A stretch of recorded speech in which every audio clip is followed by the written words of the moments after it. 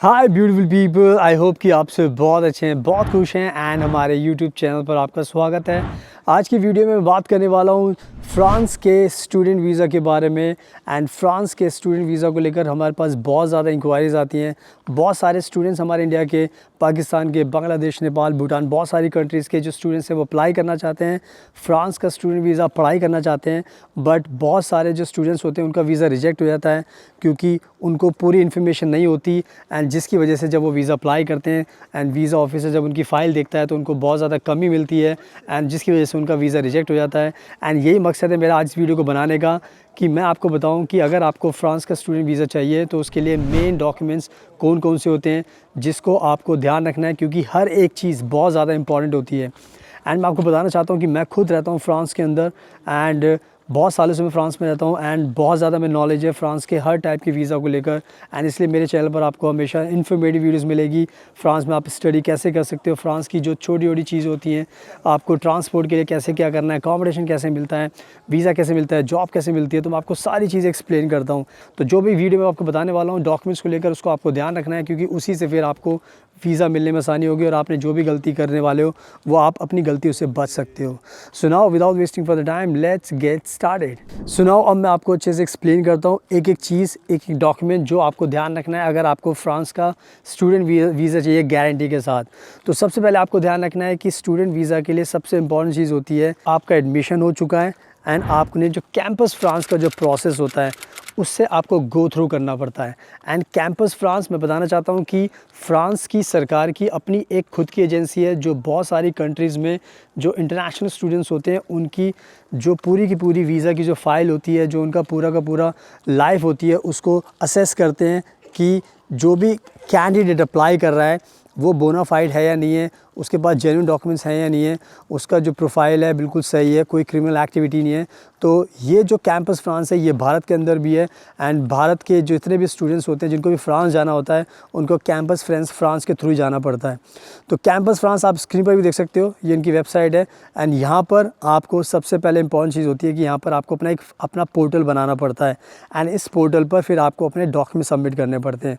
तो यहीं पर बहुत सारे जो स्टूडेंट्स हैं वो गलती करते हैं क्योंकि बहुत सारे स्टूडेंट्स कन्फ्यूज़ हो जाते हैं इस पोर्टल को देखने के बाद एंड इसमें डॉक्यूमेंट सबमिट करने के लिए बहुत ज़्यादा कन्फ्यूजन क्रिएट हो जाती है।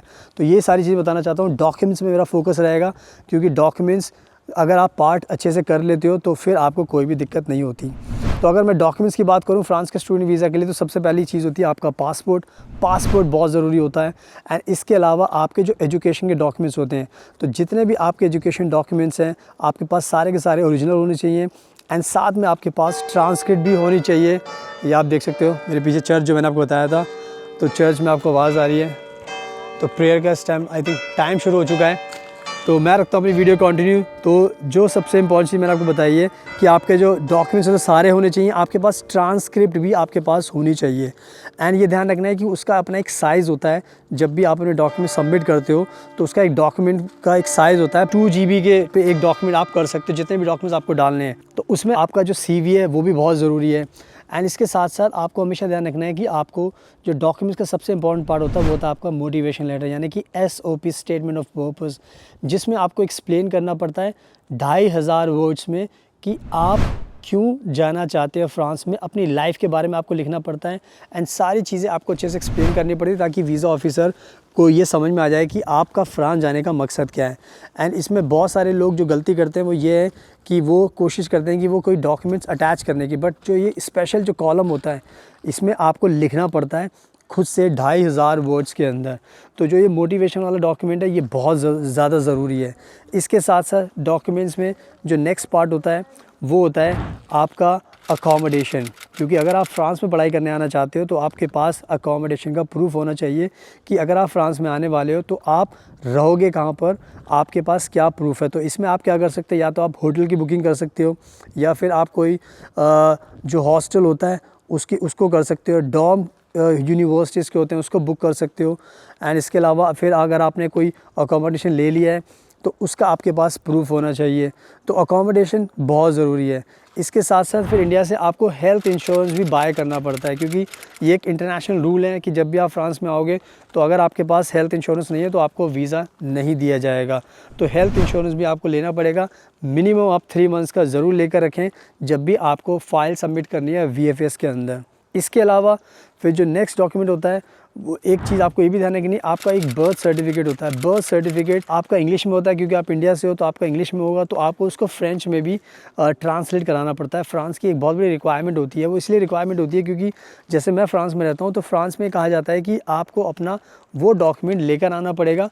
उससे क्या होता है, जो सरकार आपको बेनिफिट्स देती है उसका आपको फ़ायदा मिलता है अगर आप अपना ट्रांसलेशन करा लेते हो। अगर आप नहीं कराओगे तो फिर आपको जो बेनिफिट्स मिलने वाले हैं फ्रांस के अंदर वो आपको बेनिफिट्स नहीं मिलने वाले।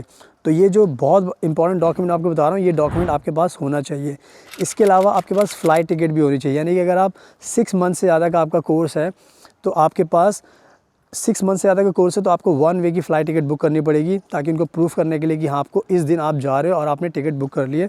बट अगर आपका 6 महीने से नीचे का कम का कोर्स है तो आपको बोथ वे की आपको बुक करनी पड़ेगी, ताकि ये पता रहे कि आप जा भी रहे हो एंड जब भी 6 मंथ से पहले आपको वापस भी आना है। तो ये भी कहीं ना कहीं एक बहुत बड़ा डॉक्यूमेंट होता है। इसके बाद जो इम्पॉर्टेंट चीज़ होती है वो ये होती है आपकी बैंक स्टेटमेंट, क्योंकि जब भी आप पढ़ने जाओगे तो आपको ये प्रूफ़ करना है कि आपके पास रहने के लिए वहाँ पर पूरे पैसे हैं। यानी कि आज के टाइम में फ्रांस ने कहा है कि हमें 615 यूरो 615 यूरोज़ पर मंथ के हिसाब से आपके पास होने चाहिए।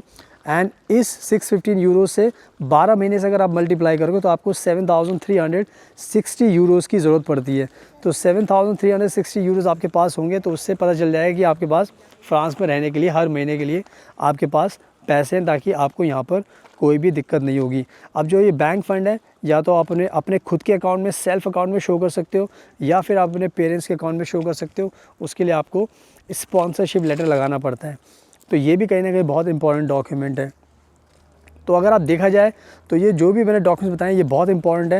एंड इसके साथ साथ जब आपका एडमिशन हो चुका है तो आपके पास यूनिवर्सिटी का एडमिशन लेटर भी होना बहुत ज़रूरी है, कि आप किस यूनिवर्सिटी में जा रहे हो, कहाँ पर आपका एडमिशन हुआ, तो ये डॉक्यूमेंट भी बहुत ज़रूरी है। इसके साथ साथ फिर आपको फ़ीस जो आपने भरी है, क्योंकि फ्रांस में एक रूल है कि आपको फ़ीस भरनी पड़ेगी। तो फ़ीस अगर आपने भर दी है तो आपको उसका प्रूफ भी लगाना पड़ेगा, ताकि फ्रांस जो वीज़ा ऑफिसर है उसको पता चल जाए कि आपने फ़ीस भी लगाई है। एंड इसके साथ साथ आपका जब पोर्टल पे आप अपने डॉक्यूमेंट सबमिट करते हो कैंपस फ्रांस में, तो वहाँ पर आपको एक EF नंबर मिलता है, वो डॉक्यूमेंट भी आपको लेकर जाना पड़ता है। उससे पता चल जाता है कि आपने सारा का सारा प्रोसेस किया है VFS में जाने से पहले। तो मोर और लेस अगर देखा जाए तो ये सारे के सारे डॉक्यूमेंट्स आपके पास होने चाहिए, तब जाकर आपको उम्मीद लगानी होगी कि आपको फ्रांस का जो स्टूडेंट वीज़ा वो मिल सकता है।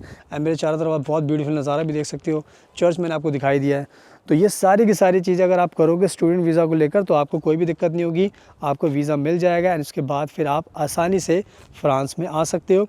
So thank you so much इस वीडियो को देखने के लिए। अगर आप फ्रांस में और भी अपडेट्स चाहिए तो मेरे चैनल को सब्सक्राइब कर लेना, ताकि मैं आपको ऐसी नई नई अपडेट्स देता रहूँ एंड उससे आपको काफ़ी मदद मिलेगी। So thank you so much, आपके कीमती टाइम का best of luck and please हमेशा अपना ध्यान रखिए।